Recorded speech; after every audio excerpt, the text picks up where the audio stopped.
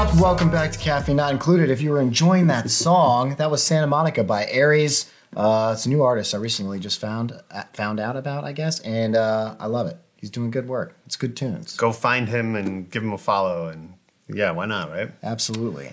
So today we start off with a really cool story about entrepreneurship. It's like we're on the Shark Tank. This is a Shark Tank This is idea? a Shark Tank episode. Can you imagine if someone pitches on Shark Tank? Well, the oldest way to make money is to sell something, right? That is what people have been doing since the beginning of time. You have more than one, you sell it, and you make a profit. Yeah, exactly. So this college kid came up with a scam. Yeah. Here's the deal, though. Would you be willing to drive 270 miles to pick up, 100 boxes of Krispy Kreme donuts?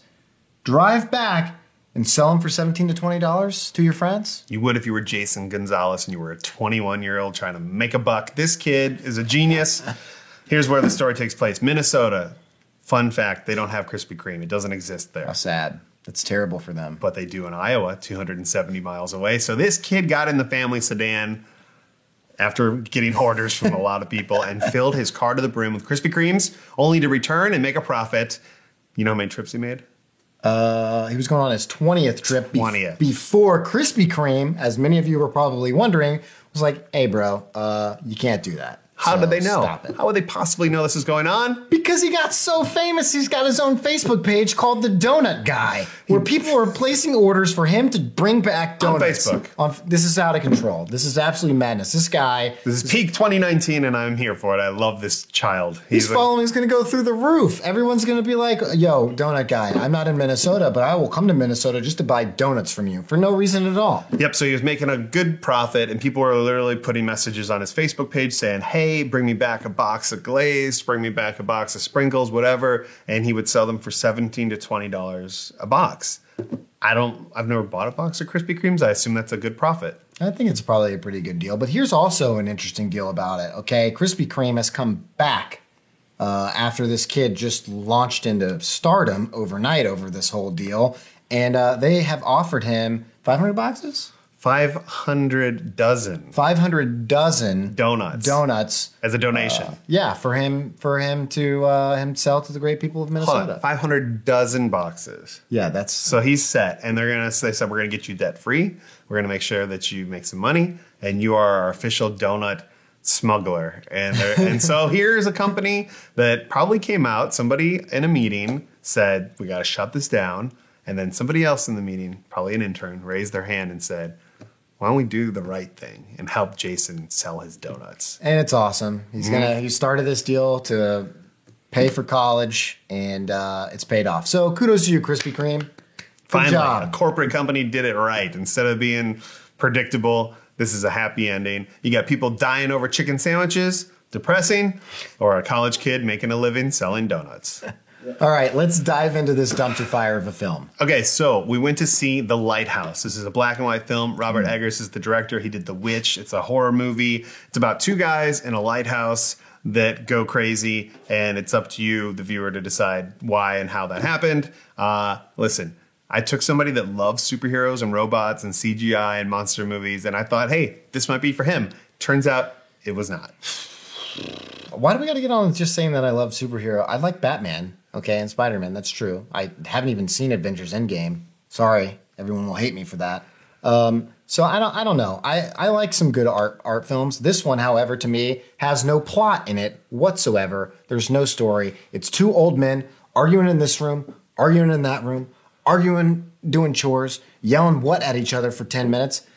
It was nothing was happening, okay? There's random octopuses that don't make sense. The movie got 92% on Rotten Tomatoes. It's considered a masterpiece by people that love film, and I thought it was shot really well, to steal a quote from my friend. Shockingly bad. Beautiful cinematography, crazy score. And here's How the deal. can there be beautiful cinematography if it's in black and white? There's no you don't even see anything. Stunning. Yeah, you're right. Everything's black, white, and gray. Now, I will say, I've read through tons and tons of reviews, and here is the consensus. There is a line drawn in the sand. People either, like me, appreciate everything that went into making this movie, and it's a movie that, you feel uncomfortable and you're watching and you're on this adventure, or people feel like Brennan, and a lot of people had an issue with the lack of plot There is no plot. They felt like not enough stuff happened. I don't want to happens. sit here and have to think and figure out what's going on. I just want to be entertained. That's not this movie. But this was an art house film, and the acting was great. He just said William Dafoe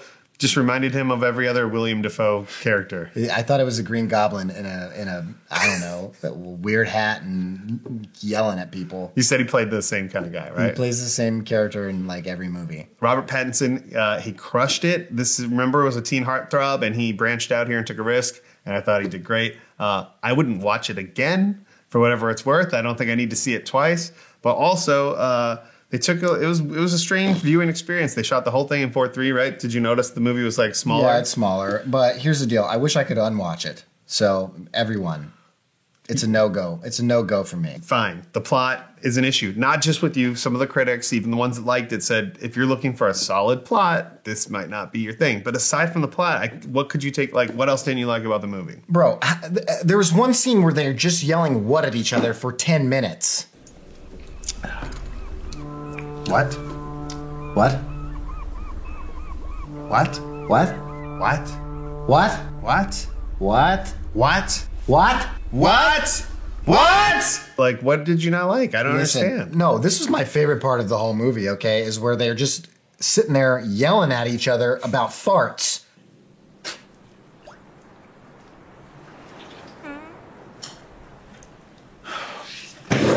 I'm tired of your farts. Okay, I take your point on the farting, but like, besides that, so? Dude, they're sitting at the table for more than half of the movie, okay, arguing over dinner.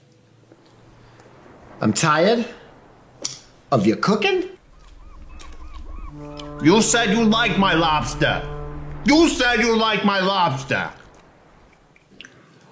Okay, I like the lobster, but this is garbage. All right, so it just wasn't for you. I don't think this movie is for anybody. I think the critics are fooling themselves. I think they're liars. All you critics out there 92% that like this fresh. movie, watch some more movies. That's all I have to say. Jeez Louise. Out of 1 through 10, what do you give it? 3. Give it a 3. 10. It's a masterpiece. And when the Oscars come around, now they know you don't have anything in your coffee cup. When the Oscars come around, you will see it's going to sweep. This is going to win some awards. What category is it going to sweep, Daryl? Cinematography. No! Best actor. Absolutely not. Best supporting actor from the soon-to-be Batman.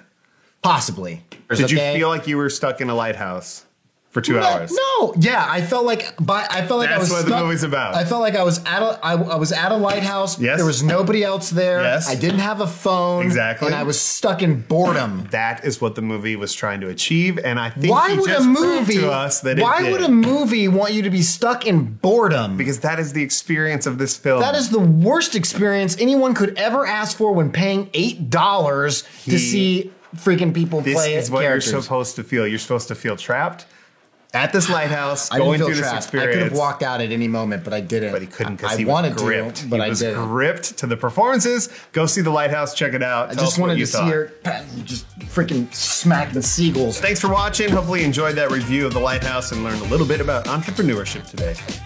Yeah, make sure you guys like this video and share it with your friends. Okay, let them know we're giving out the best news and movie reviews in town.